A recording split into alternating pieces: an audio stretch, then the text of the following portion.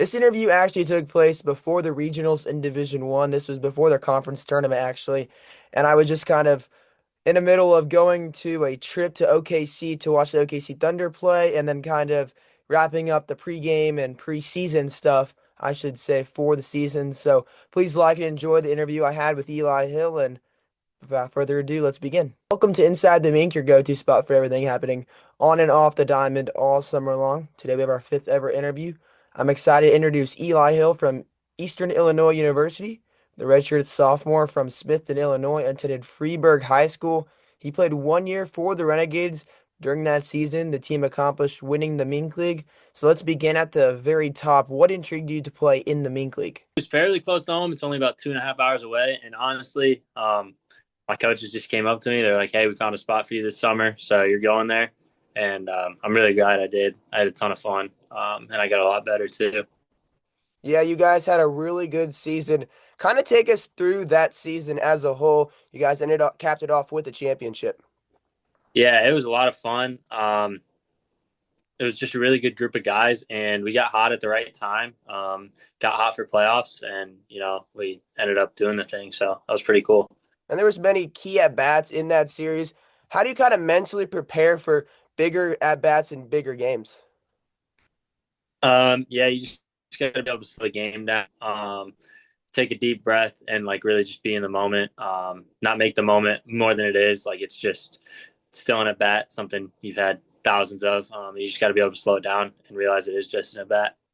And then can you kind of walk us through like your daily pregame routine, just like from start to finish? Like you wake up like around 10 or something, and then you go to the ballpark, and then you do some BP or some extra work.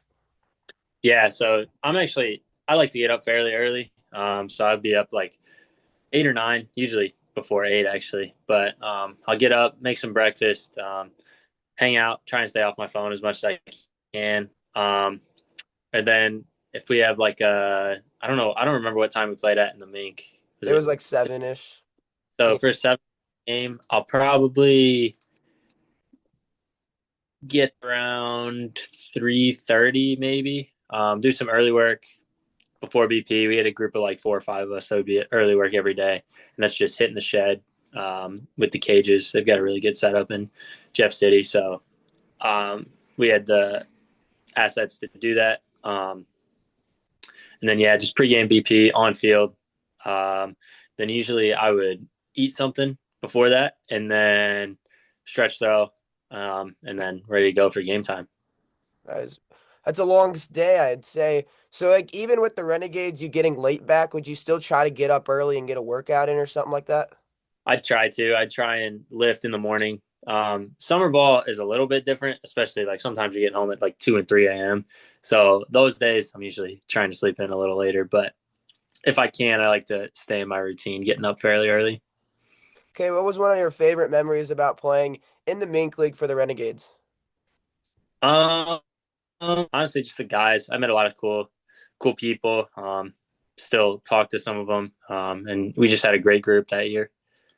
And then what is the vibe in the dugout during the season? Like, I can feel like it gets a little draining just every single day you're on the field or you're at some game and might not even be playing.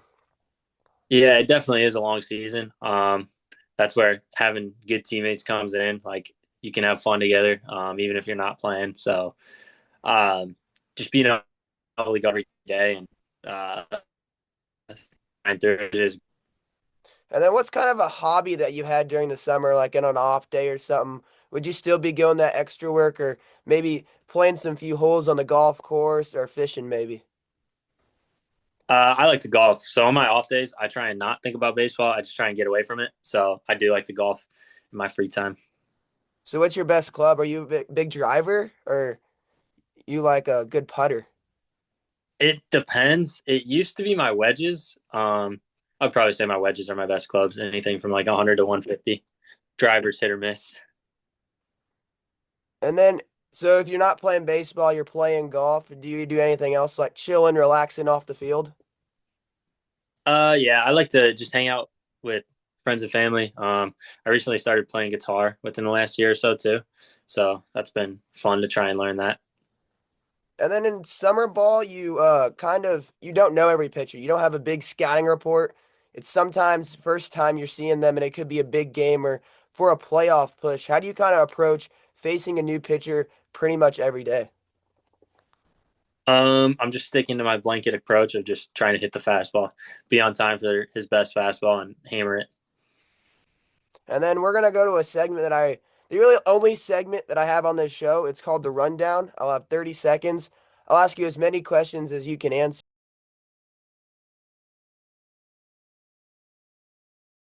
Favorite sunflower seed flavor? Ranch. A walk-up song. Uh, Hooked on a feeling. Favorite ballpark food? Burger. Batting gloves or no batting gloves? Batting gloves. Home run or diving catch?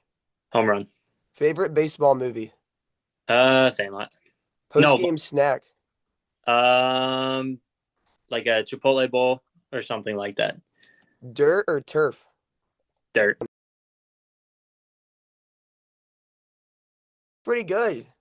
Sweet. So, how many home runs have you had in your career? Is it I got my first one this year, and I have three on the year. okay? How is the kind of Mink League pitching compared to what you see at the collegiate level? Um, I would say like the best of the best arms in the mink are what we see um,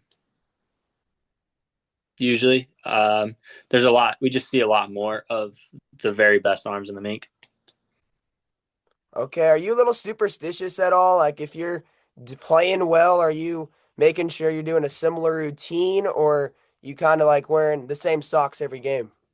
No, not at all. Honestly, like I just I don't know. Some of my teammates get mad at me because I'll say stuff, and I don't really have a routine or anything like that. Like I have my routines, but I don't have superstitions or anything. So you're the guy like if there's a no hitter, you're saying it, or are you still keeping it quiet? No, I'm keeping it quiet, Okay. but I don't really believe in jinxes or anything like that. All right. And then describe one of the biggest moments of your baseball career, like a memorable experience you'll kind of never forget. Mm, there's a few, honestly.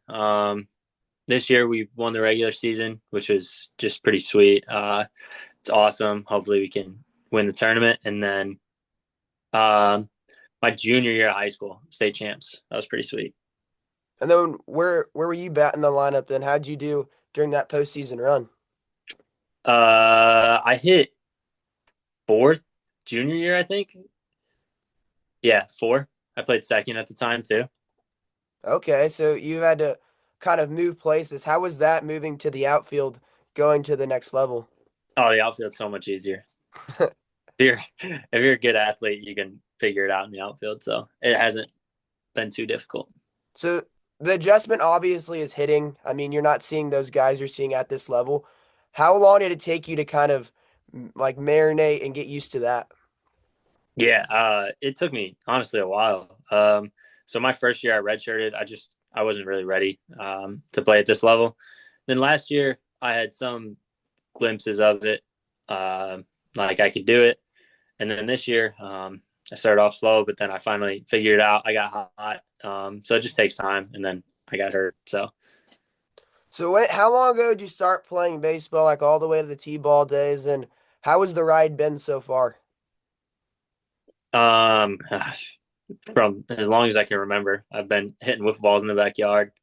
It's been great. Like it's obviously there's ups and downs, but I just love everything this game teaches you too, and like just the people you meet along the way. It's pretty cool.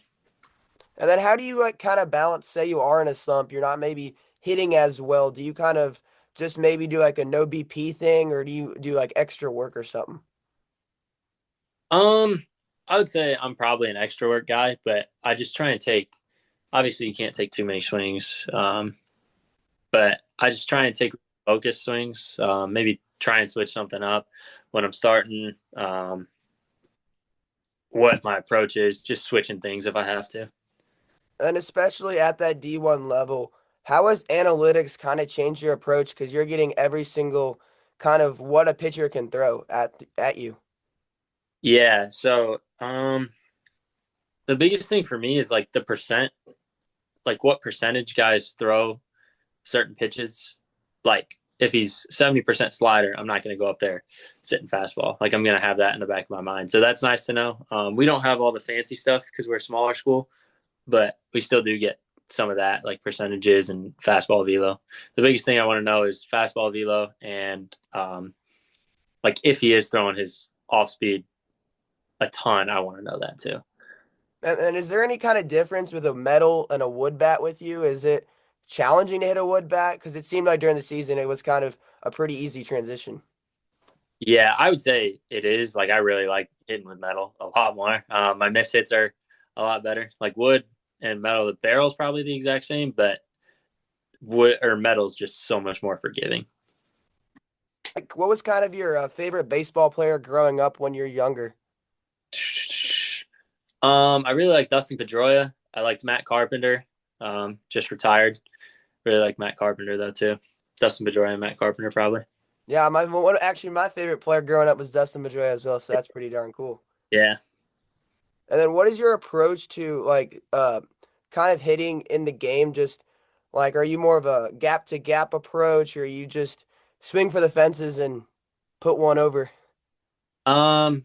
Yeah, I would just say I'm trying to hit the fastball right back up the middle pretty much every time. I'm just on time for his best fastball. And then what makes you stay locked in over a long duration of a season? So like you're playing right now you're playing like 5 or 6 games like you were playing 5 or 6 games a week. So how do you kind of stay focused?